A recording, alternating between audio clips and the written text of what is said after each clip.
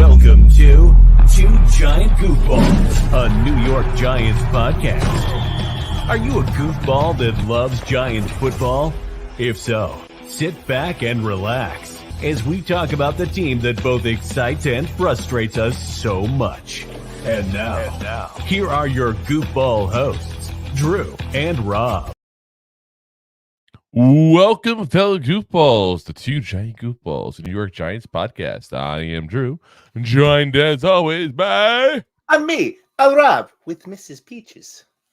Yes, we all have Miss Peaches shirts. Yeah. You know, what's weird is it Miss Peaches? Is it Mrs. Peaches? He changes the name halfway through. He really does. You notice I that? feel like it's how much he wants to emphasize Miss Peaches. I feel like... Yeah, it's a little odd. It's like, is she married? Is she not married? Is she some trollop? I don't even know. Yeah. Well, her handle on Instagram is Miss Peaches. Okay, and that's what the sweater here says that I'm wearing. So yeah, so but ever so often it's like Mrs. Peaches. It's so weird to see a guy who's like, I don't know, statue. Yeah, no, it's like he's a very abrupt, very blunt person. Let's put it that way. I don't want to say he's like a jerk. I don't know him personally, but like he's got that kind of like Northeast. I think he's from Boston. He's not even from New York. Boston. He's got that like New York, Northeast kind of style of Massachusetts bluntness there. And he's like, yeah, screw that guy over there. Oh, Miss Peaches. Yeah. This pizza, it's pretty good, son. It's good undercarriage. It's an 8-1. Everyone knows the It's rule. an One 8-1. bite. Miss Peaches. Dude, he was actually here in Tampa Bay. And It was recently. And there was a place right down the road from my normal job there that still has a line all up and down the plaza since he went there because of how good supposedly their cheesesteaks are of all things. It's the place that has, if you look at this, I saw it. He got like, I think the pizza was like 9.1 for the cheesesteak. Yeah, I think the pizza was like a 7.6, 7.8 or something like that, which is good for him. Yeah, I mean, especially for Tampa Bay. Yeah, they make their own bread and everything. But yeah, this place is still. And then he also rated the margarita pie too, right down there. There's a margarita pie at a place called Nona's Slice, which is a little bit near my house actually. So we plan on checking that place out soon. But listen, the guy does a good service because everybody loves good pizza. Yeah, 100%. If he goes to your area, you learn about some places that you might not have known about. So I definitely there's a really good spot in Lincroft that they got I think 8.7 or something like that. Yeah, Leonardo's. Good old pie. Is it owned by the dreaded villain Leonardo from the Clerks animated series? Oh yes, the Clerks animated series. I went. It's Leonardo. Alrighty, guys. Well, today we are here to give you guys a mock draft special because everybody loves mock drafts. They really do. It's crazy how often I see people like arguing over mock drafts. That person would never be available, or oh my god, why would you pick that? Or it's too early. How would he go there? Like we did one right at the end of the season. Everybody's flipping out that we didn't draft offensive linemen. Like who's gonna be our offensive line? I said in the section I posted that we were gonna draft or we're gonna sign people instead of draft people this year. And guess what happened, guys? We signed people instead of drafting them. Crazy. It's almost like I knew it was gonna happen. It's almost like I knew what was gonna happen. Almost. Are you in with the Mara family and I don't know about it? Especially I'm the plumber.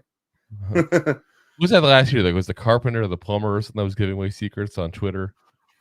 I think it was probably the carpenter because I would have made the joke that I'm about to make now that you go and lay some pipe. Okay, I forget. I'm no plumber, but I lay some pipe. Ooh. Alrighty. Connor, where are you? So let's get into this here bit by bit here. So obviously, it goes without saying that we're going to start off, call me crazy, with the first overall pick at that point there that we have. And that's pick 6. Just a crazy suggestion that I was going to make at that point there. So keep in mind, in this draft overall, we got 6 picks. We still have a lot of holes to fill, guys. This is not the Oh, what do we do with this? So this is like, you gotta figure some stuff out here, guys. Yeah. So yeah, we're gonna do that here. Here's our drafts as of right now. We got pick number 6. We got pick number 47, pick number 70, pick number 107, pick number 66, and pick number 183. So we're gonna go ahead though and make a trade. Oh, yes. It is time to make a trade. So we're going to trade our very first pick there, pick number 6. We're going to trade that away. We're going to trade to the Raiders. The Raiders. And the Raiders want to step up and get, and I'll tell you point blank what they want to do. They want to get a quarterback. And they want to take J.J. McCarthy. And this is going to kill some Giant fans, probably. I don't like J.J. McCarthy. I'm sorry. I'm still in that boat. I don't think he's a horrible player. Don't get me wrong. I just think he has a ceiling that I don't like. It's not high enough for my taste to draft him at pick 6. I was about to say at 6. Yeah, like if I can get him later on, what the hell? But they're willing to give me some picks for him. I would just personally prefer to have. So we're gonna go that route there. So with pick 6, now we go to pick 13. Now, by doing that, we also move up in the second round from 47 to 44. Not that's a big difference there, but a couple picks we get better. The big thing, though, is we get next year's first round pick from the Raiders. So we're picking up a second first round pick. And that's pretty big, guys. I know that, like, people are all about, what's going to happen at the quarterback position. What are we going to do in this case here? We'll take care of that in a minute here. We got something going on there. But the big thing for me is that I want to have the ammo to step up next year if I want to, because I'm not going to get one of the big 3 quarterbacks. As much as I'd love to do that, as far as I'm concerned, the Bears, the Commanders, and the Patriots are not budging. They're going QB. So if I want to get one of the top QBs at that point, I'm going to have to trade up one of those guys, and it takes 2 to tango, and they don't want to dance. So in the end, we're going to go ahead and just say, okay, they don't want to dance, fine. We're going to set ourselves up for next year with an extra first-round pick, and if we need a quarterback next draft, we have the ammo to go out and get it now. Don't want to have to wait that long, but I'd rather wait than get the right the wrong move. Yeah. So we're down now to pick 13. And with pick 13, the pick is in. The pick is in.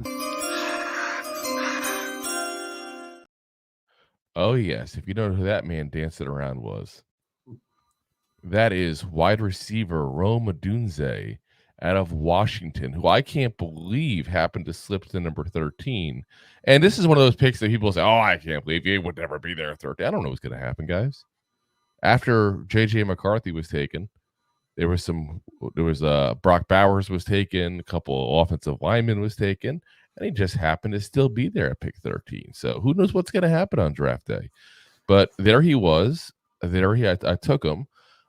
Could have moved down a second time at that point, but I'm like, this is the perfect thing. I got some extra ammo for next year if need be. I get a couple picks down on my second round there, and I got a top flight wide receiver anyway.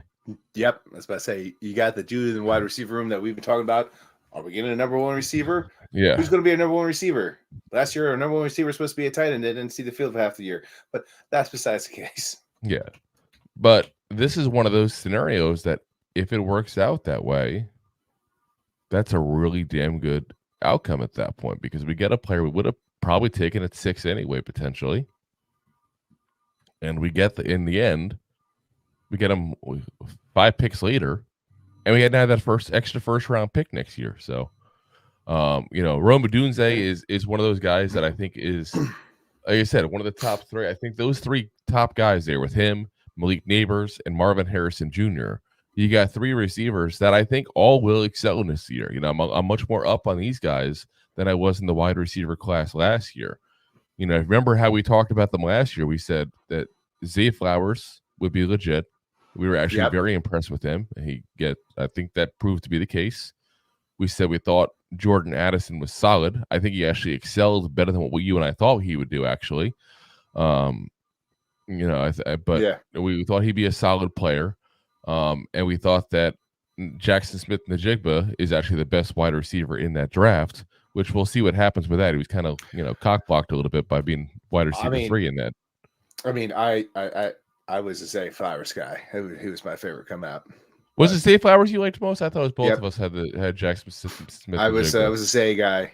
Yeah, but we didn't like Quentin Johnston. We didn't like him at all. We were boomer bust.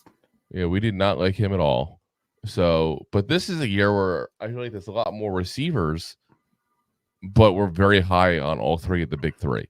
I'm okay with any of the big 3 personally. Yep. And Rome is different from Zay because Zay was a small guy. You're talking about 6'3", 215 pounds in that ballpark. Yeah, this is the kind of player that we've been trying to get for years. We've never had basically that big target. This is a guy who should be very effective very effective in the end zone.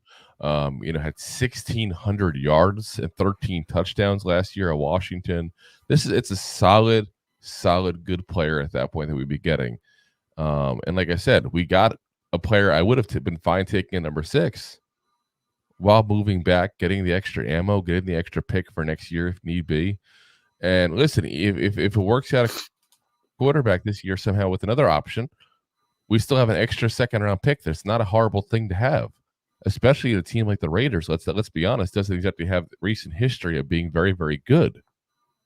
No disrespect to the Raiders there, but this is not a team that's like, oh, we had a bad year. We're usually much better than this. No, this is usually where the Raiders are. Yeah, their second half of last year is kind of like what their average was. Yeah, I mean, for the past 5-10 years, this is a team that you expect at that point to have, between 6 and 8 wins every year. They're never the worst team in the league, pretty much, but they're never really above average, or barely even average. Yeah. So I think that works out all around for us here. So, all right, now we go to pick 44. Pick 44. And this one is not going to shock many people with me because we've been pretty consistent with this move here, but we're doing it again. Oh, yeah.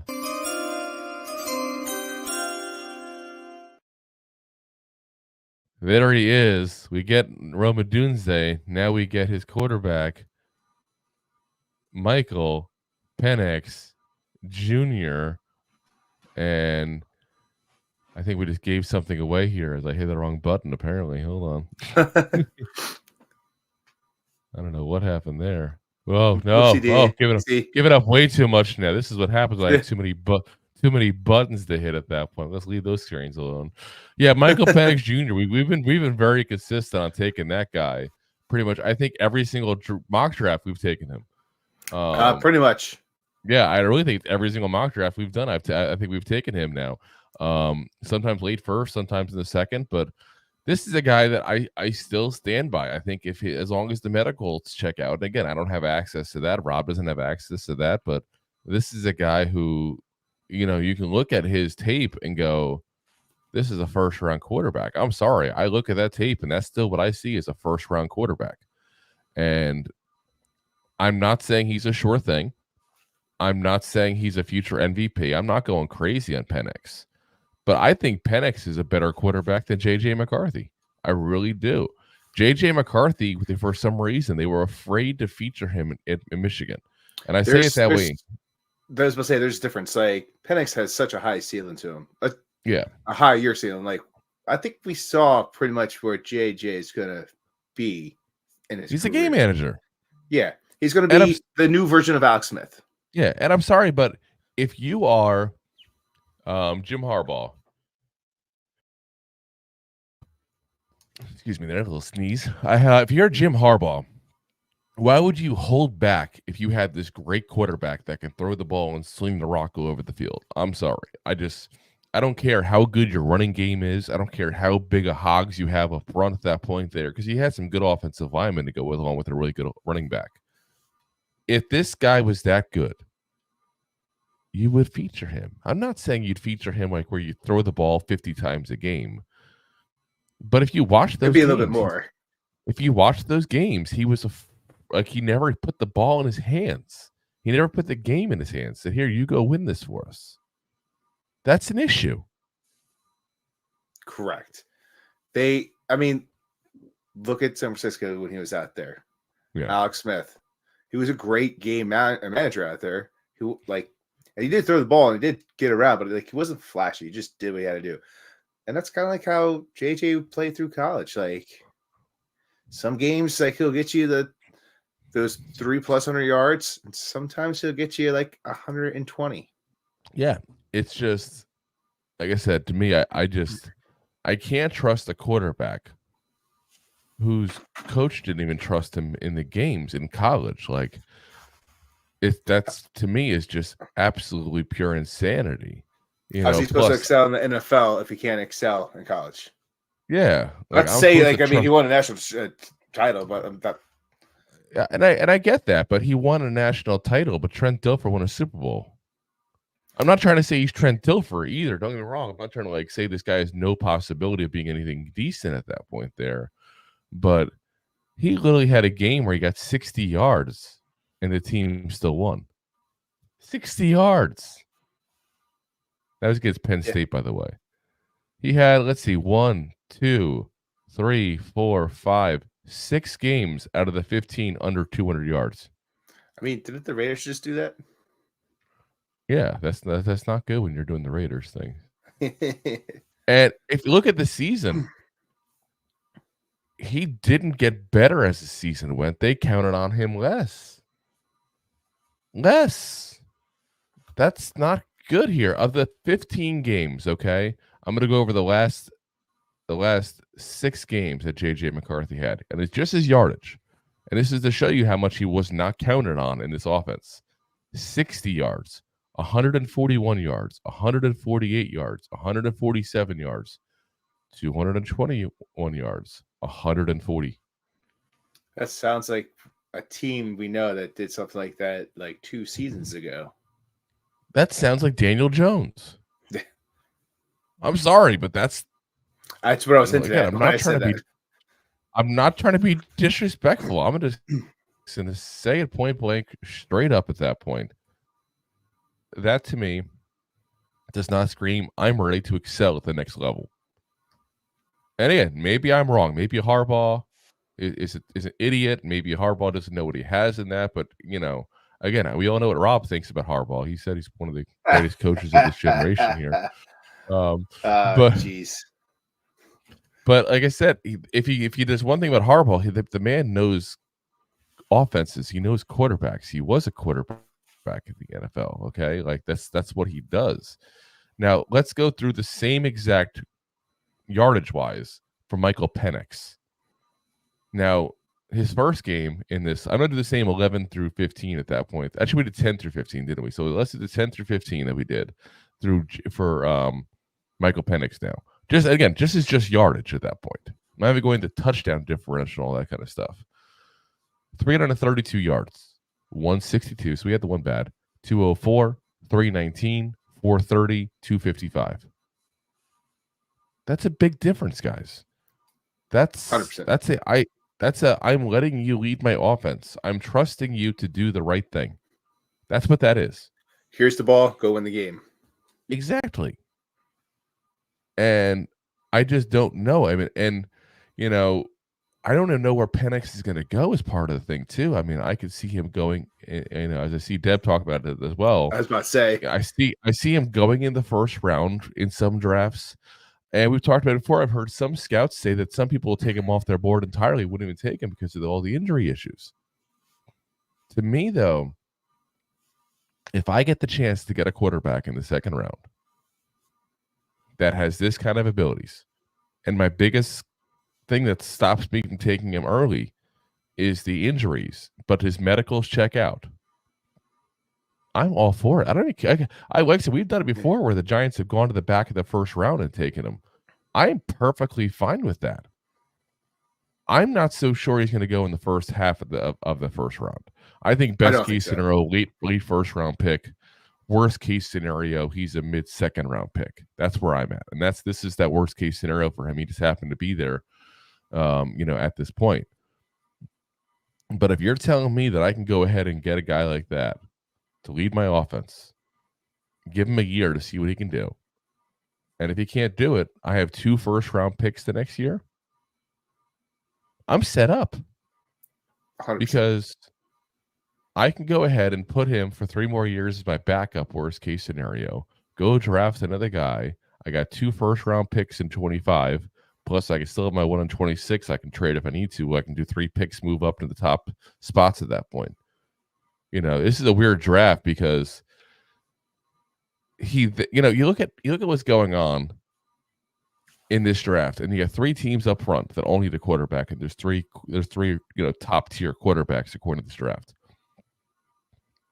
You don't see that very often. Usually when there's a bunch of quarterbacks, there's 1 or 2 teams that already has a quarterback, just had an off year, or they're still in the process of developing a quarterback, that kind of scenario. Kind of like what Chicago was last year. Like, we're not ready to give up on Fields yet. We're going to trade away our first overall pick. That kind of scenario.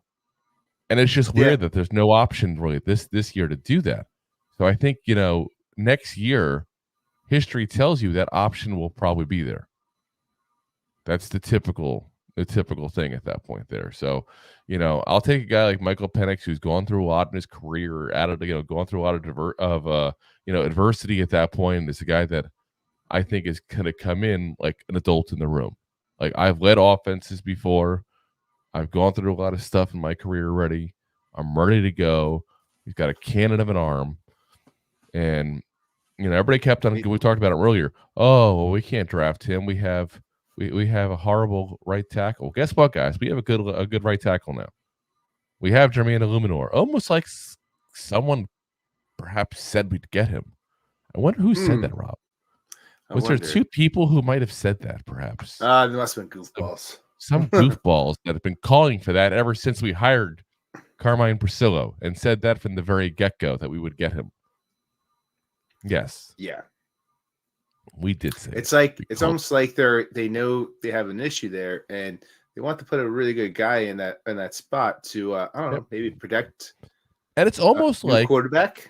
Yeah, it's almost like they saw the writing on the wall because they knew Carmine Priscillo and Jermaine Illuminor have been working together twice before, once in New England, now in Las Vegas. So obviously they have a good relationship. It's crazy. It's just now in New York. Those goofballs must be geniuses. Anyway, Drake crazy.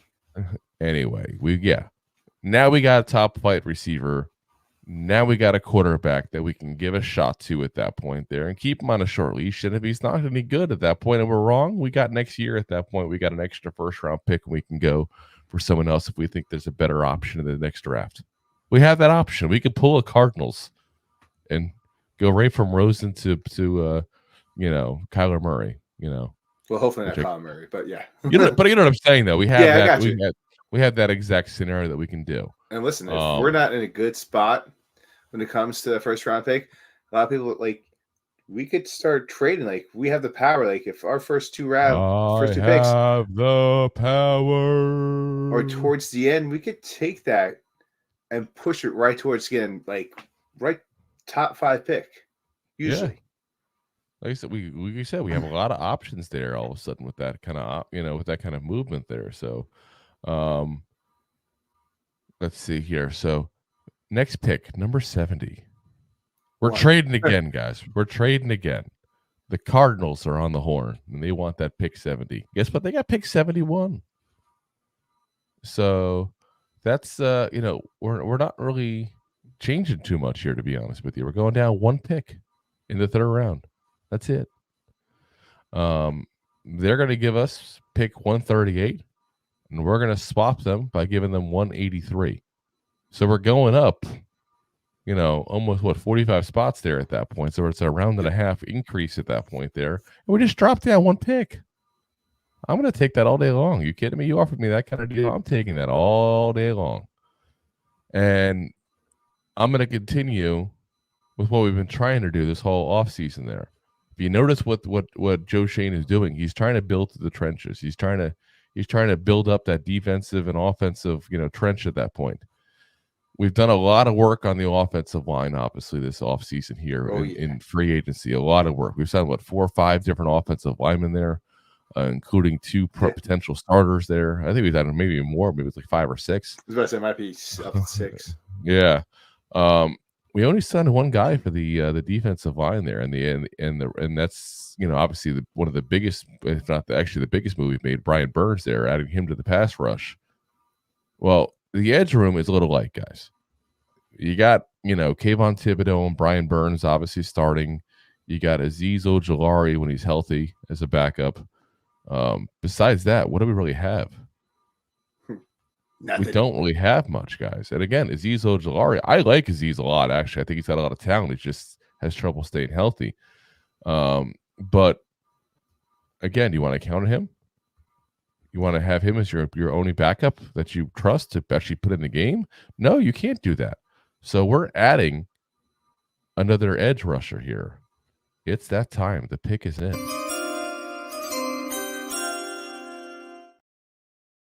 Oh, yeah. Bralen Trice, edge rusher out of Washington. It's like a Washington theme here, like Washington East now. It says 3 picks in a row from Washington. We're just going to keep on doing that, okay? Next thing you know, what we're going to do is we're going to go ahead and draft the water boy from Washington. Water sucks. It really sucks. So, Bralen Trice, again, out of Washington, they're 6'4". We haven't talked about him, so I'll go over some of the details on him. 6'4", 274 pounds. He's 23 years old. Last year, he had in 15 games, 49 tackles, 11.5 tackles for loss, 7 sacks, 53 hurries, guys. You heard that right. 53 hurries. You think that's going to help potentially a guy like Dexter Lawrence or a guy like Brian Burns or Kayvon with 53 hurries? Oh, yeah.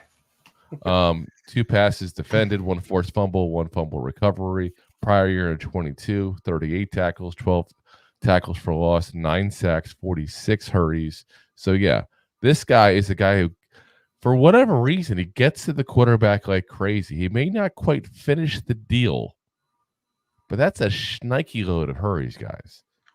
Yeah. And what happens with quarterbacks, Surrey? They make mistakes. Yeah, and it's not just that. I'd love to see, with a little bit of coaching, what you can do to change some of those into sacks. This is a good, guy with a high active motor there. He's got good hands. He's got a good punch. He's got a high variety of pass rush moves too for a college player. That's one of the things you always hear on pass rushers coming out of college. Oh, he's got this one move. He counts this one move. He's gonna have to earn a spin or rip or something like that, added into the mix and blah blah blah. Or get a repertoire going. Well, this guy has his repertoire going already. Okay, he's good to go as far as that stuff. What he's got is he's got trouble getting off the block sometimes, especially in the run game, and he's not the best tackler in the world. He's definitely known as a missed tackler. So that tells me all day long, put this guy as a situational pass rusher. Let him sit for a year at that point, hopefully behind Ojulari. Learn a little better at that point there. And imagine you put all 4 of those guys out there and like full-on blitz the quarterback with Dexter Lawrence smack dab in the middle. Woo! I see a lot of dookie pants. That's not going to go well for a quarterback. So yeah, Bralen Trice, like I said, I'm pretty confident in that being a pretty good pick there at that point. Again, within a realm of reason, because it's a 3rd round pick. He's not going to be a 15-20 sack guy. I'm not suggesting anything crazy like that. But if this is a guy who has a backup and gets you, 5 or 6 sacks at that point, it'd be a good guy to come off the bench. That's a good pick in the 3rd round. And then you hope he can develop into something more later on. And he's definitely got that ability, I think. So, he's we're going to have to keep an eye. We're going to need a 3rd edge rusher next year. So this is the guy you can develop in that 3rd edge rusher and then go draft another one next year to be your next 4th. Keep it nice and low. Keep it cheap. Keep it cheap. So, all righty. We got 3 more picks left, guys. So let's pay the bills. Let's go through some comments, mostly about peaches. Yeah. we'll go ahead and go into that second half of the first round. Second half of the mock draft, I should say. Enjoying the show? Looking for more goofball action? Consider a membership at buymeacoffee.com/2giantgoofballs. Memberships start at just $5 and give you additional goofball access. One-time support payments also available starting at just $3. buymeacoffee.com/2giantgoofballs. All righty. First comments from my wife, Miss Peaches. You see her there with my puppy. Deb says, I hope Penix is there in the round 2. Some mock drafts have Denver taking Penix in the first.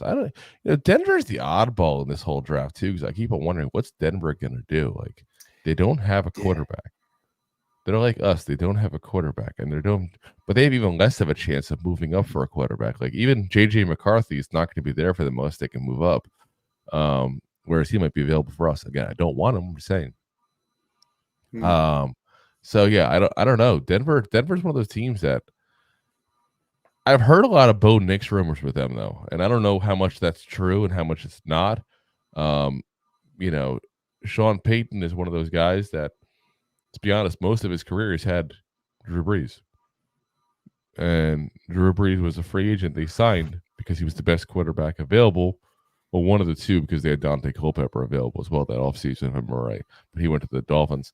But yeah, it's not like he didn't draft a quarterback. He got one in free. They got one in free agency for him, and then he had that guy for 15 years.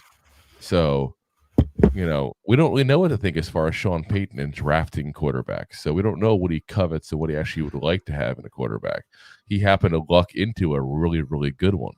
So, yeah. Say his record's not the best without him, but touche. We'll see. I mean, see what he it is. definitely wasn't all Drew down there, but it also no. But I still not a Sean Payton guy. And you know what? Honestly, the way he treated Russell Wilson, who, let's be honest, by all accounts, he's got a little bit of schmuckish attitude to him, Russell Wilson. But that wasn't right. What he did to Russell Wilson was not right. And on top of that, the whole one Super Bowl. How many years getting this in the playoffs? Every single year, pretty much. One Super Bowl. I'm not even saying Super Bowl win. One Super Bowl appearance. It's like if you take that one Super Bowl out, I think he would have been fired a long time ago. Yeah, I can see that. I'm just saying, like, I think because of that one Super Bowl, he's hanging his hat. And listen, it's been a long time. It's been a long time since that one Super Bowl. He's living off that one Super Bowl as long as Doc Rivers is living off his NBA championship with the Celtics back in the day. Just saying, that's what I feel like he is doing. So, Deb says, I was listening to Riss.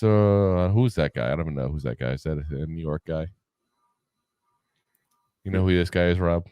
I have no idea. Sounds Italian. Risseritella. No, that can't be Italian at all. Fragile. Yeah. I don't know who that. Rick Saratella. Oh, there we go. Rick Saratella. I guess he's a scout, according to. Oh, he's okay. So this is the guy who created the NFL Draft Bible. Okay, I know him. The names got thrown together, and I'm like thrown for a loop a second there. So yeah, he's an SI guy, but yeah. He says he's got Williams, then McCarthy, then Penix as his best quarterbacks in the draft. So I agree with him, except for take out McCarthy and swap and in Jaden Daniels, and then Jaden Daniels and Williams get flip-flopped. I think that Penix is better than Drake May, and I think he's better than J.J. McCarthy personally. I think if he wasn't for the injuries, he'd be right there with those guys in this draft. And I get it. You can say that if it wasn't for pretty much so many players who aren't going to be picked in the first 10. That's life. Obviously, that's why they're not being picked that high. But like I said, I just think he's that good. I really do. So, yeah. Let's see. Then my wife comes back in with peaches. Connor says, who did we get in the draft? Is it April yet? Miss Peaches. Yeah, we got Miss Peaches. No, I mean, I think it's pretty obvious we're gonna do in the draft. Personally, I still think it's gonna be get a wide receiver in the first pick, and then move up to get the quarterback we want with that second pick, whoever it is.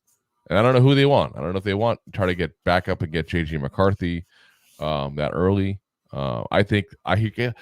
You hear so much J.J. McCarthy talk out of the Giants camp, and to me, whatever I hear, out of the Giants camp, I know the opposite is what's going to happen. It's kind of like Thibodeau all over again. Yeah, exactly. Oh, we hate Kayvon Thibodeau. Oh, we're gonna get a wide receiver no matter what. Like this is not what we do. We tell people what we're gonna do, and then we do the complete opposite. At this point, it's almost like you should know that whatever the Giants say they're gonna do, or the rumors come out the Giants are gonna do, that's what the Giants won't do. So to me, JJ McCarthy's off the table, and we'll probably, like I said, probably go out back in and get a guy like either Bo Nix or a Michael Penix or. Even wait till later on, maybe get a Spencer Rattler or somebody like that at that point. So we'll see what happens there. Apparently, Connor's also in a He-Man mood. He says, "I am Adam, Prince of Eternia, and Defenders of the Secrets of Castle Grayskull. This is Cringer, my fearless friend. Fabulous secret powers were revealed to me the day that I held aloft my magic sword and said, 'By the power of Grayskull, I have the power.' Cringer became Mighty Battle Cat, and I became He-Man, the most powerful man in the universe. Only a few others shared the secret." He's still going on. Our friends, the Sorcerer, Man-at-Arms, and Orko. Together we defend Castle Grayskull from the evil forces of Skeletor.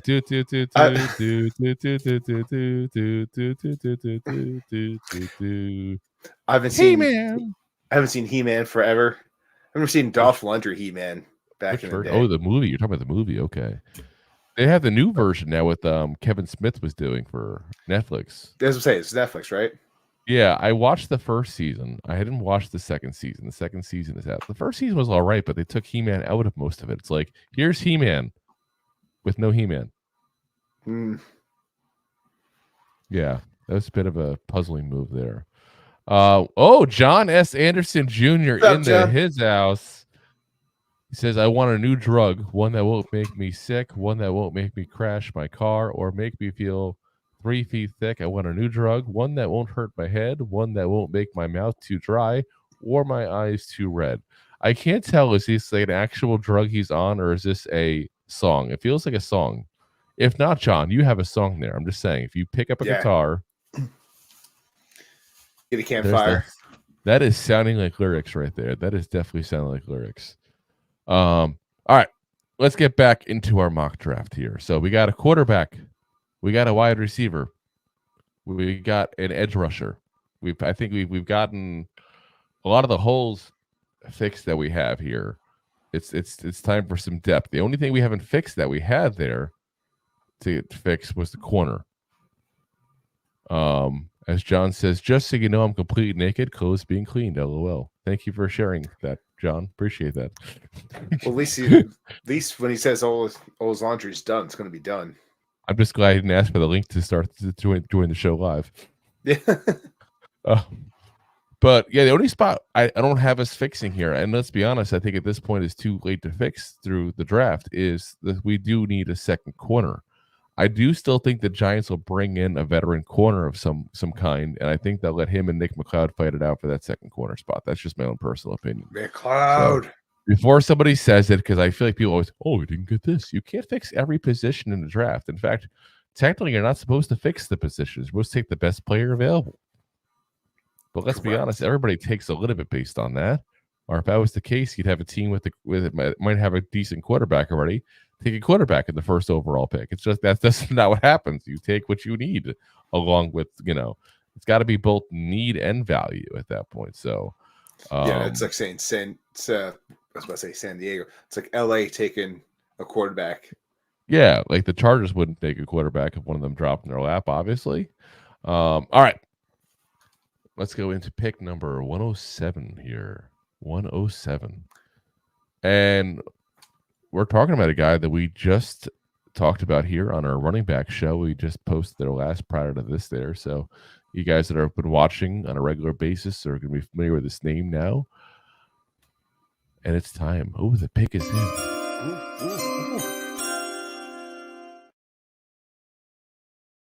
There he is, Mr. Bralen Allen, running back out of Wisconsin. Again, just 20 years old, just turned 20. This is the guy that we talked about. It's kind of the old smash mouth, breaking through tackles, smacking you in the nose kind of guy at that point. This is the guy that does a lot of things that modern NFL just doesn't do anymore because he's not built. He's built like an old school running back. Say He's like a small fullback in this. Yeah. Which we don't use anymore in this league, apparently. I love it. I'm here for it because you put a guy like that and Devin Singletary, who's, both going to go back and forth up the middle, up the middle, up the middle. This is going to be a different rush attack that we've had compared to Saquon. No disrespect to that man, but you weren't going to just run him through an I-form right through the tackles there.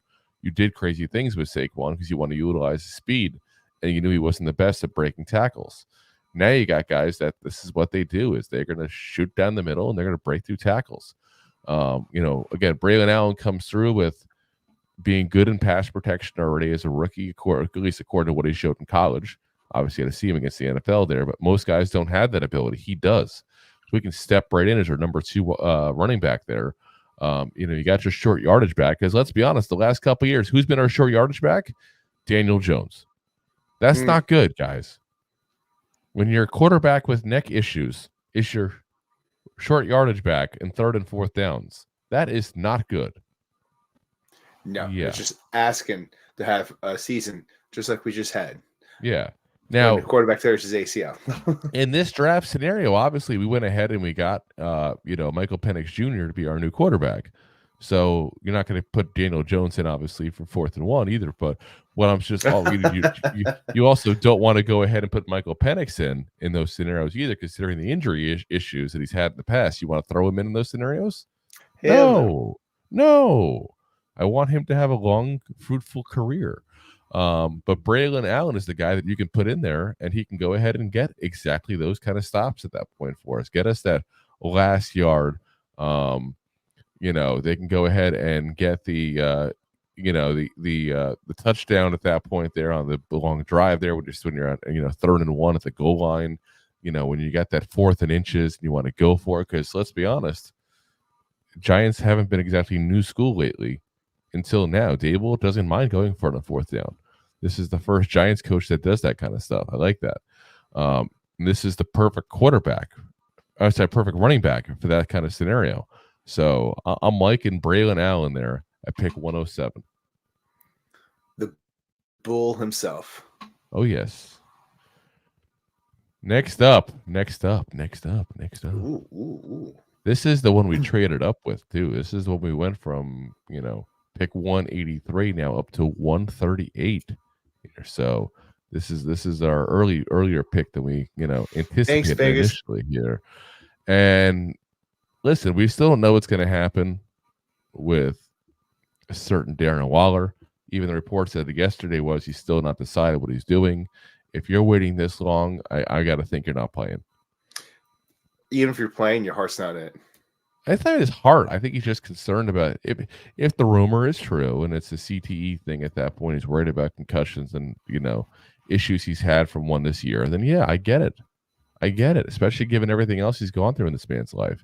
I'm not trying to knock him for it at that point or say his heart's not in. I think his heart's in. I think it's just he's not so sure his body's in it right now.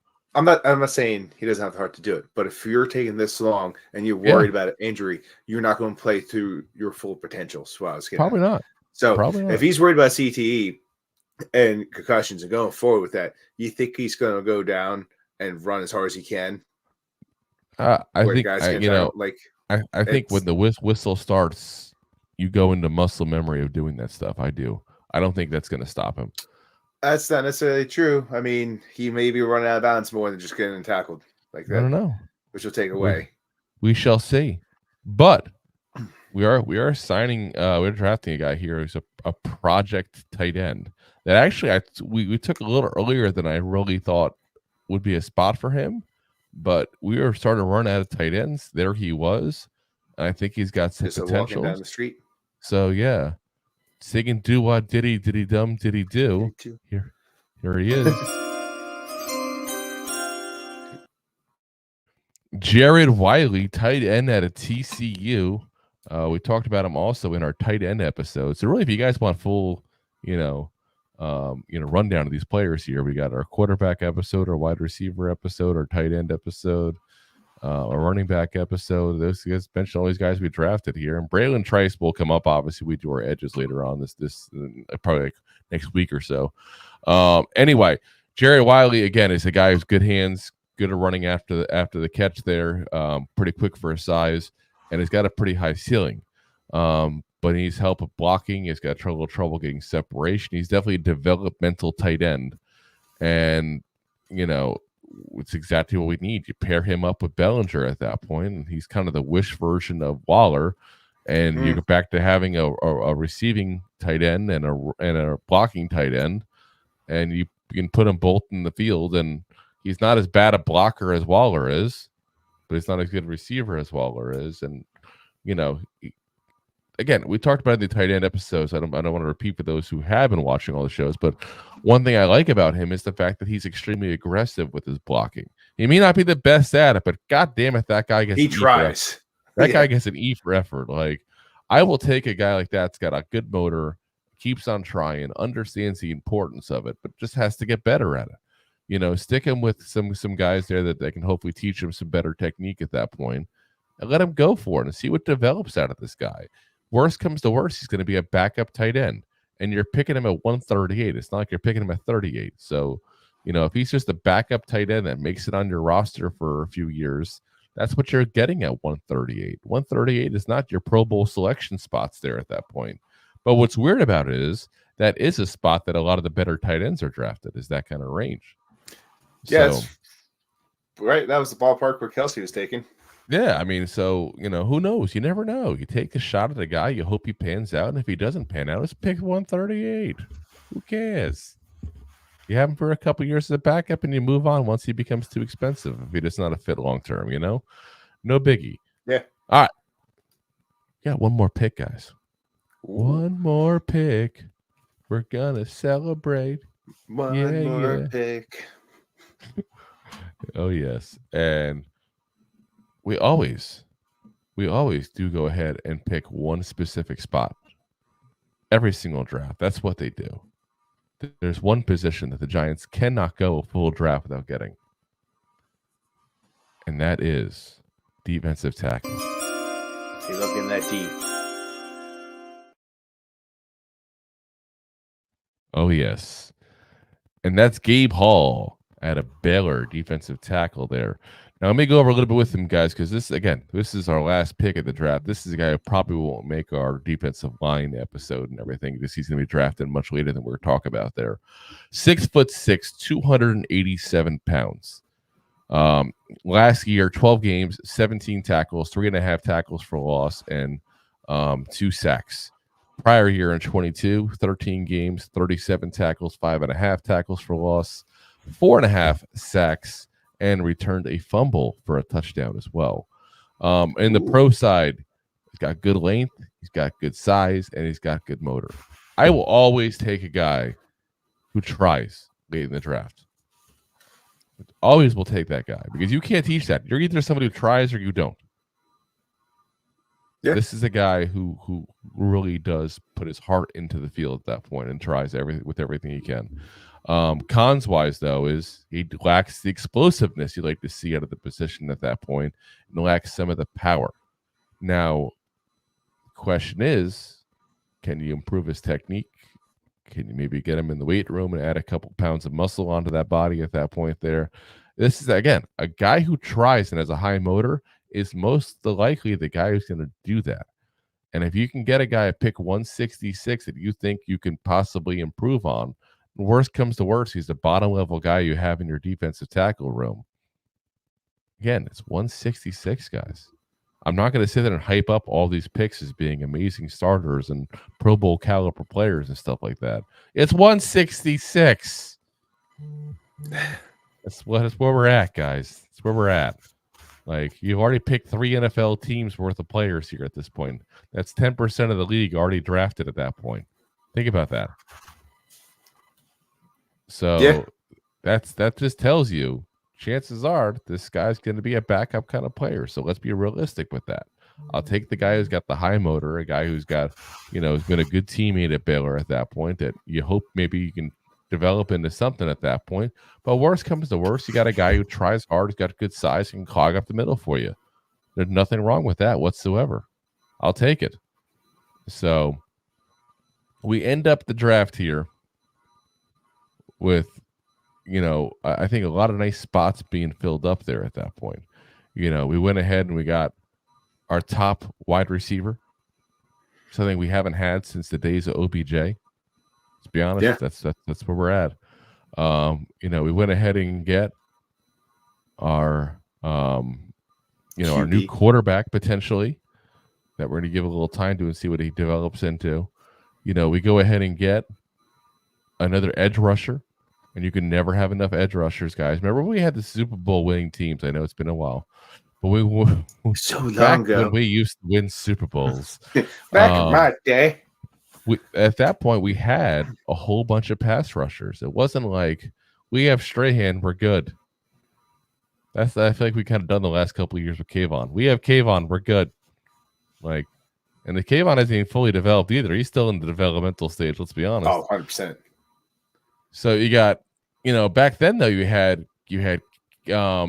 Strahan, you had JPP, you had OCU Manura, you had Justin Tuck, you had Mathia Kiwanuka. Like, that was a loaded edge room because the Giants understood that if you want to beat the Giants, anybody else, I should say, if you want to be the Giants and beat someone, you have to go ahead and get the quarterback and disrupt the quarterback.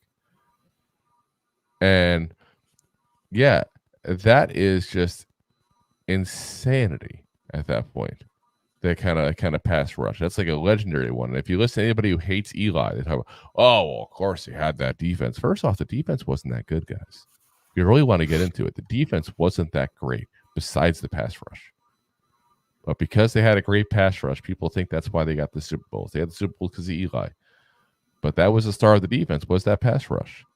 And if you guys now throw in Kayvon Thibodeau, Brian Burns, Azeez Ojulari, and Bralen Trice, that's a good quartet there. Like, you're ready to start a barbershop sing-along there. I was strolling along on Moonlight Bay. It's funny. I try to sort of, singing along in barbershops. No one sings along with me. No one does. Where do these times come from? Who started this here? Yeah. Who started this rumor? What's caught into this? This is what's wrong with kids nowadays. They don't sing at the barbershop. These whippersnappers. So we go ahead and get our short yardage, backup running back now in Braylon Allen. We go ahead and get our development tight end with Jared Wiley. And we go ahead and get some depth there in the defensive line with Gabe Hall. Like I said, to me, that's a pretty damn good draft. And the kicker in this whole thing is on top of that, guys. We went ahead and we got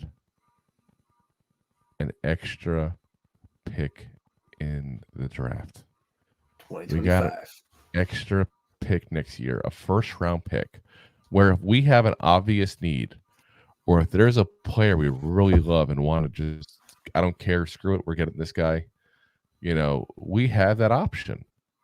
We haven't had that kind of option the last couple of years because we haven't had the extra first-round pick, minus the year we took Kayvon and Evan Neal, the burger flipper. But, we already had 5 and 7. Well, we didn't really need to move up for anything specific at that point. But, that's where we were at. So, again, I think that overall, I think we got some good players in this draft by doing that. I think it's a good mix. We got some defensive help, but we focused mostly on the offensive side of the ball. And let's be honest, that's where we need the help. We need the help on offense. Our offense is ridiculous. And now we got the moves. We got a nice young core of players to come in and give some, give some good options there at that point. All right, let's go into some of the comments here. Actually, before the comments, I'm going to give you guys a little more of it's more of a statement than a comment there. I want to make sure people are aware, because I know a lot of people are talking about stuff that John Mara is saying this and Giants bet with this player and blah, blah, blah, blah, blah. Listen, the Giants are picking at 6. I don't think it's something we need to tell you guys that they're going to meet with all the top receivers and all the top quarterbacks. But if we need to, hey, guess what, guys? They're going to meet all the top quarterbacks and all the top wide receivers. There are some guys that do like complete shows in the fact that, oh my God, they had dinner with Jaden Daniels. So of course they had dinner with Jaden Daniels. Why would they not? Yeah. They need a quarterback. They're picking 6. Of course they're going to meet with the guys in case someone drops. You never know what happens between now and then. You know, Drafts be crazy. oh my God, they had dinner last night with Malik Neighbors. You think they might meet with the top wide receiver? We need a wide receiver, and there's going to be there potentially at number 6. You think they might do that? Crazy. See John Mayer walking around like Chef from South Park. Hello there, children. Yeah, like I don't understand why that's top news. Or like, oh my God, John Mara said that Joe Shane's going to be allowed to pick a quarterback if he wants to. Of course he is. He's the GM. What do you think John Mara is going to say? No, I love Daniel Jones. No one else could be quarterback. Like, is that what we really expected this man to say? So, like I said, we're not going to go over all that stuff with you guys there. It's not because we don't think you guys, are interested in this stuff, or that we can't figure out a way to finagle an episode or 2 out of that kind of BS. I'm not going to insult your guys' intelligence with that. You all are smart enough to realize that's normal. That's normal. That's clickbait. Exactly. It's BS. That's people just saying it's the off season. We need to fill up some shows. So we ain't going to do that. I know some people are also talking about the fact that the Giants also hired a new assistant line coach there, James Ferentz, who was an offensive lineman for the Patriots for some years there. He's a guy who Carmine Brasillo obviously worked at when he was over in New England. But again, he's an assistant offensive line coach. It's not that crazy to pick up a new assistant coach to your new coach that you just got for that job. But he's also never been a coach before, so we don't know what to expect of him. So to try to go on a tangent about this guy, like, oh, he's going to bring this and that to the table. I mean, that's insanity. The guy played 61 games in his career, started 10, played mostly center, played a little bit of guard the last year. It's like, there's not much to talk about there, guys. So we're not going to BS and try to get you guys into that stuff. So, like I said, I won't insult your guys' intelligence like that. Let's go into those comments that we had. John's got a whole bunch of comments. We haven't seen John in forever, by the way, live in the show, man. So it's good to see you. So luckily we don't see you those since you said you're naked. But yeah, he says there's an $11 admission fee to watch me live, and he says, Devin Beef, you get half off. Okay, I guess they're regular listeners, so they get half off. He said, thanks, guys, for putting me up as a silver member at the end of the show. My life is complete now. Freedom. No, thank you, man, for sponsoring the show. It's definitely appreciated. He says, so explain to me, if Daniel gets hurt, we got to pay him whole year's money, plus we are on the hook for another $25 million next year if we cut him. So if Daniel Jones gets hurt next year, basically he's got injury guarantees is what it is. So if we cut him next year, we're still going to have to pay him. It's still going to be a cap hit of like in the 20s of $1 million. I got to look up the exact numbers here for him. But if he gets hurt, I believe that like the whole year is guaranteed or something like that is what it is. I don't know the exact numbers. 40 million or something. Yeah, it's in the 40s. It's no longer in the 20s like it's going to be otherwise. So that's a freaking massive difference there at that point, obviously. So let's see here. Daniel Jones, if we cut him next year, we get $22.2 million dead money, and we free up $19.4 million. So yeah, that's not too shabby. That's according to over the cap there. Now, over the cap doesn't give me anything as far as injury guarantees and that kind of stuff there. So I can't tell you too much on that part of it there to see the exact. Let's see. John says, Roberto, we need to get you some NY Giants posters in background, or at least another gangster chain like DMC Drew is rocking. Hell's yeah. Run DMC here. I want to make sure you saw Miss Peaches. Do wah dippity. It's tricky. Dance to your rock around. It's Peaches. It's Peaches. Let's see here. John says, Where's my baby oil? Oh wait, this isn't Pornhub. No, it's not Pornhub.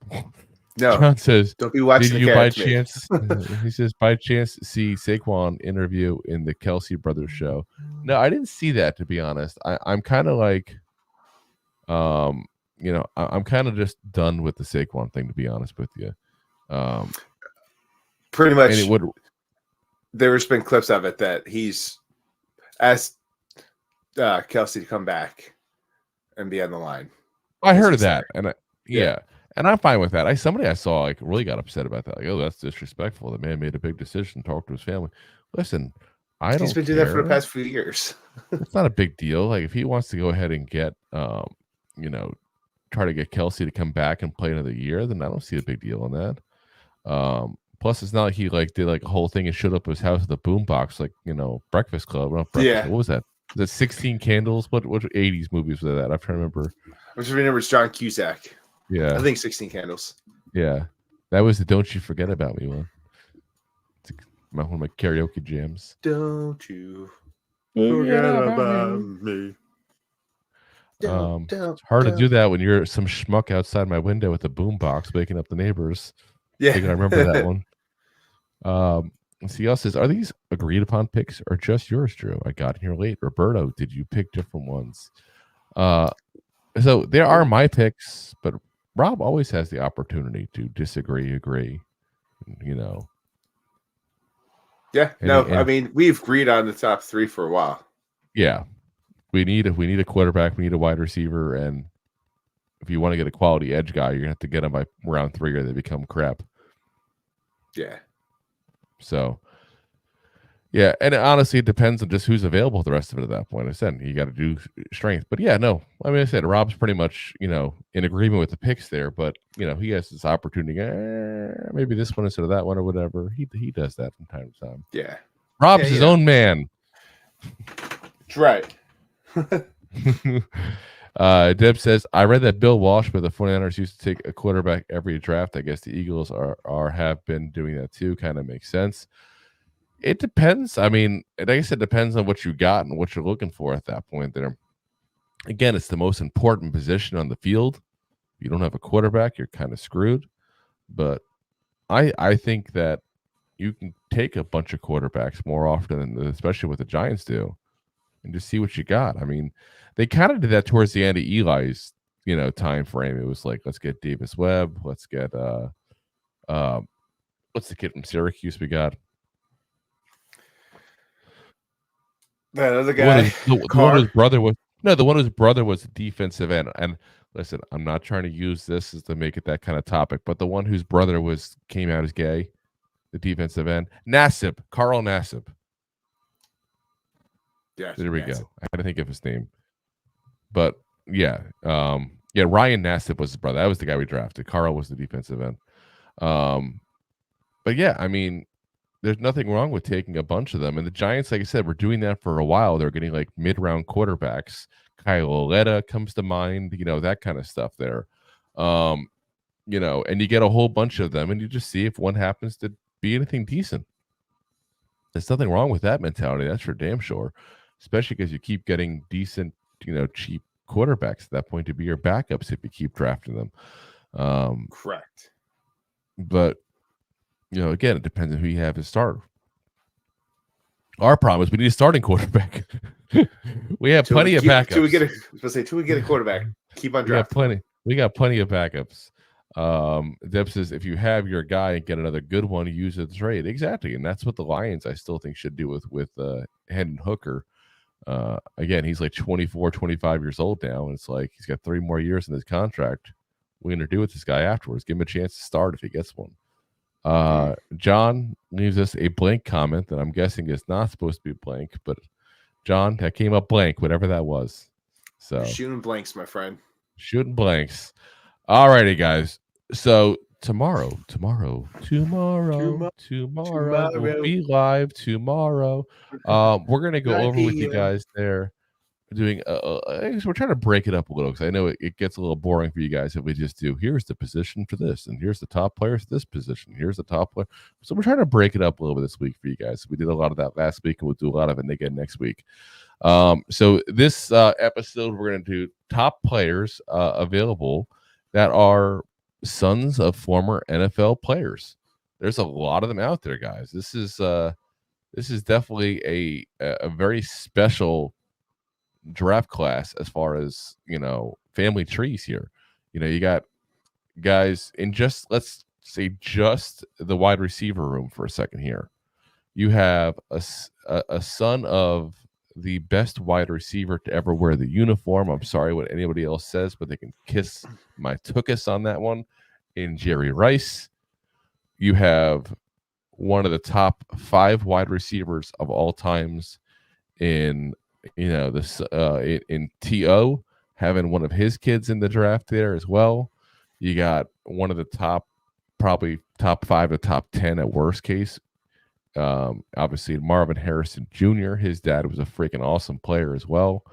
You got you got Ed McCaffrey's son in there. Ed McCaffrey was like a 7,000 receiver at that point for his career. He's a guy who's definitely not T.O. and not Jerry Rice, but nothing to scoff at by any means at that point there. So, and again, that's just the wide receivers. So we got 12 players overall. We're going to go over there with you guys, including some juniors. So it might get a little confusing in the talk, but but we're going to go over there with you guys. All those players there, because I think some of it's always kind of interesting to see at that point there, especially if you were a fan of one of these players when their dad, when dads played at that point. You might even see these kids on the field with them after games and stuff like that, and then now you see this guy in the draft. It's kind of fun to watch, though. It makes you feel old as hell. That's for damn sure. Especially some of the players like Frank Gore, who just played a couple years ago, and like here's this kid coming out of college now. It's like, whoa. That's because Frank Gore played like 25 years. He still could have played. I still think he could have played. Honestly, I'm surprised no one picked him up. He wanted to play too. It looked like too. Someone should have kept him going at that point. What was his last year? Like 20? I think so. Maybe 21. Imagine he's still playing and his son comes into the league and he gets drafted to the team with his dad. Like LeBron wants. Yeah, 2020 was his last year. So, and he's a guy that, again, probably could have kept playing a little bit if he wanted. He was still averaging 3.5 yards per carry, which is not great, but had 653 yards with the Jets there his last season. So wasn't like he did nothing and just sat on the bench at that point. Yeah. If you get a 3.5 as a backup or third string, he's still pretty good. Yeah, like I said, 600 yards. I mean, he ended up with exactly 16,000 yards for his career too. That's crazy. That's a lot of yards. A lot of yards, guys. All right. So again, we'll be back here for you guys there tomorrow. Again, 9 p.m. Eastern Standard Time, as always there. As always, we are live on Facebook, YouTube, Twitter/X, Twitch, Instagram, and of course, Rob's favorite. Oh, yes, his favorite. Drew's LinkedIn page. Oh, yes, my LinkedIn page. Everyone loves my LinkedIn page. And of course, as always, we are available the next day on all the audio podcast platforms. And I have to apologize to our audio listeners. For some reason, the episode that goes on Tuesday morning did not post. So that just posted today. I don't know why it didn't post there. Yeah. It was sitting there and it says not live, and I'm like, "What do you mean it's not live?" And I went to go check this morning the stats on it. So yeah, it is live. It was live as of today. So you guys get back-to-back episodes. Trying to turn a negative into a positive. But yeah, as always, we are live. Usually, like I said, 5 a.m. the next morning on Apple, Spotify, iHeartRadio, Google Podcasts, all the big names there. So check it out. If you haven't already, hit the like, hit the subscribe, hit the share, hit the bell if you're Ring on that YouTube bell. there. Share with a friend, tell a friend. That's how we get everything growing here at that point there. Appreciate everybody out there in Twitter land too. Is Twitter still kind of being, for some reason, all of a sudden blowing up there on Twitter there? So definitely not complaining about it, but liking it. So we'll see you guys there again tomorrow night, 9 p.m. Eastern Standard Time. If you haven't already, again, hit that like, hit that subscribe, and we'll see you tomorrow, guys, talking about the sons of former NFL players that are popping into this year's draft. As always, Giant fans, Go G-Man! Go G-Man! Thanks for listening to Two Giant Goofballs, a New York Giants podcast. We appreciate your support. Thanks so much.